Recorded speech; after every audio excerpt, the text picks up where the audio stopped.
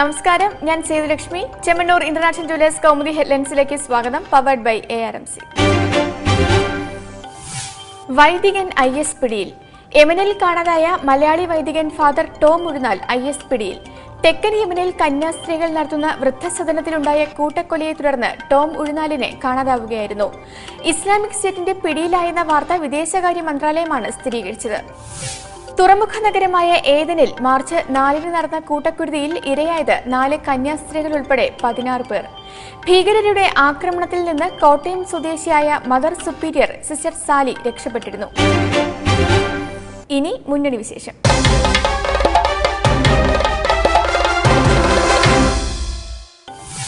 അന്തിമ സ്ഥാനാർത്ഥി പട്ടികയിൽ തീരുമാനവുമായി CPM സംസ്ഥാന സെക്രട്ടേറിയറ്റ് ഇന്ന്. തർക്കമുള്ള മണ്ഡലങ്ങളിലേതുൾപ്പെടെ സീറ്റുകളിൽ ഇന്ന് തീരുമാനം. പ്രാദേശിക ഘടകങ്ങളുടെ പ്രതിഷേധ നീക്കങ്ങളിൽ അനുനയത്തിന് തീവ്രശ്രമം. കൊല്ലത്ത് മുകേഷും പത്തനാപുരത്ത് ഗണേശും തന്നെ. വടക്കാഞ്ചേരിയിൽ നടി KPSC ലളിതയെ മത്സരിപ്പിക്കാൻ നടത്തിയ 2ാം വട്ട ശ്രമവും വിഫലം. തിരുവനന്തപുരം സീറ്റ് ആർക്ക് നൽകണമെന്ന കാര്യത്തിൽ ഇനിയും തീരുമാനമായില്ല. അതിനിടെ CPIയുമായി ഇന്നലെ നടത്തിയ 4ാം വട്ട ചർച്ചയും പരാജയം. CPIയുടെ സീറ്റുകൾ തിരികെ വാങ്ങില്ലെന്നും എന്നാൽ അധിക സീറ്റ് ചോദിക്കരുതെന്നും CPM. ഇടതുമുന്നണി യോഗം ചേരുന്ന 28-ന് മുമ്പ് എല്ലാം ഒരു കര കാണുമെന്ന് CPI സംസ്ഥാന സെക്രട്ടറി. പത്മനാഭന്റെ ശ്രീ തേടി. BJPയിൽ അഭ്യൂഹങ്ങൾ മാറുമറിഞ്ഞ തിരുവനന്തപുരം സീറ്റിൽ ശ്രീ പത്മനാഭന്റെ തുണ തേടി ശ്രീ. ക്രിക്കറ്റ് താരം ശ്രീശാന്ത് ഉൾപ്പെടെ 51 പേരുടെ സ്ഥാനാർത്ഥി പട്ടികയ്ക്ക് പാർട്ടി കേന്ദ്ര തിരഞ്ഞെടുപ്പ് സമിതിയുടെ അംഗീകാരം.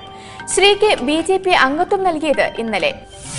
ശ്രീശാന്ത് നോട്ടമിട്ടിരുന്ന തൃപ്പൂണിത്തുറ സീറ്റിൽ പ്രൊഫസർ തുറവൂർ വിശ്വംഭരൻ.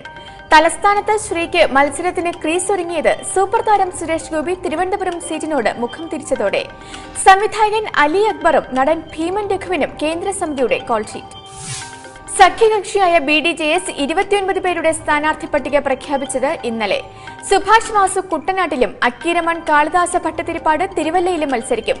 TV ബാബു നാട്ടികയിൽ. മറ്റു മണ്ഡലങ്ങളിലെ സ്ഥാനാർത്ഥികളെ 2 ദിവസത്തിനകം പ്രഖ്യാപിക്കുമെന്ന് തുഷാർ വെള്ളാപ്പള്ളി. തർക്കങ്ങളുടെ കേളികൊട്ട്. പടലപ്പിണക്കങ്ങളും ഗ്രൂപ്പ് പോരും രൂക്ഷമാകുന്ന കോൺഗ്രസിൽ ഹൈക്കമാൻഡ് ഇടപെടൽ അനിവാര്യമാകുന്നു. സീറ്റ് വിഭജന തർക്കങ്ങളും സർക്കാരിനെ പ്രതിക്കൂട്ടിലാക്കുന്ന വിവാദങ്ങളും തിരഞ്ഞെടുപ്പിനെ പ്രതികൂലമായി ബാധിക്കുമെന്ന് UDFൽ പൊതുവികാരം. സ്ഥാനാർത്ഥി പട്ടികയ്ക്ക് അന്തിമ രൂപം നൽകാൻ സുധീരനും ഉമ്മൻചാണ്ടിയും രമേശും തിങ്കളാഴ്ച ഡൽഹിക്ക് പോകാനിരിക്കെ 2 ദിവസത്തിനകം തർക്കം പരിഹരിക്കാനാകുമെന്ന് പ്രതീക്ഷ. ഇന്ന് ചേരുന്ന KPCC തിരഞ്ഞെടുപ്പ് സമിതി യോഗത്തിൽ കോൺഗ്രസ് സ്ഥാനാർത്ഥി നിർണയം പൂർത്തിയാകും. സീറ്റ് മോഹത്തിൽ മുന്നണിയുമായി ഉടക്കി നിൽക്കുന്ന കേരള കോൺഗ്രസിന് 1 സീറ്റ് അധികം നൽകി പ്രശ്നം പരിഹരിച്ചേക്കും. വിജയസാധ്യതയുള്ള മണ്ഡലങ്ങൾ വച്ചുമാറണമെന്ന JDU RSP നിലപാടിൽ കോൺഗ്രസ് എന്തുതരം സമീപനം സ്വീകരിക്കുമെന്നതും നിർണായകം. താഴ്വരയിൽ സഖ്യം. സമവായ ചർച്ചകൾക്ക് പരിസമാപ്തി. കശ്മീരിൽ വീണ്ടും BJP PDP സർക്കാർ. മെഹബൂബ മുഫ്തി ജമ്മു കശ്മീരിലെ ആദ്യ വനിതാ മുഖ്യമന്ത്രിയാകും.